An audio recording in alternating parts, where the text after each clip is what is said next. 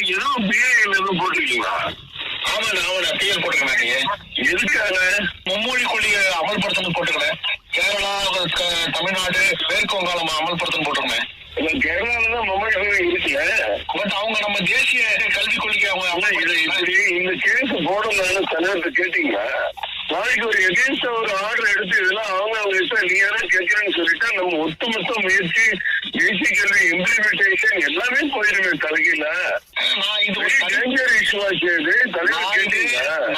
இது தனிப்பட்ட முறையில பாதிக்கப்பட்டு நான் தமிழ்நாட்டுல இருந்து 1996 நான் தமிழ்நாட்டை படிச்சு ஹிந்தி படிக்க முடியாம. தம்பி ஐயோ மணி கொஞ்சம் நான் சொல்றது கேளுங்க. சொல்லுங்க. தனிப்பட்ட முறையில ஒரு கிராமத்துல ஒரு ஆள் போட்டா கூட தீர்ப்பு பொதுமக்கள் நாட்டுக்கு மட்டும்தானே. பெரிய டேஞ்சர் பண்ணிட்டு எப்படி நீங்க போட்டீங்க ஐடியா இல்லாம எனக்கு புரியல.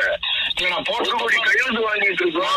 நான் போட்ட தப்பானே ஒத்துட்டே கூட இந்த நேரத்துல அப்படிங்களாண்ணே ரொம்ப டேஞ்சர். நீங்க உடனே வித்ட்ரா பண்ணிட்டு தலைவர்கிட்ட நேரம் டிஸ்கஸ் பண்ணி அப்புறம் பண்ணிக்கலாம். முதல்ல நீங்க உடனே வெளியே எடுங்க.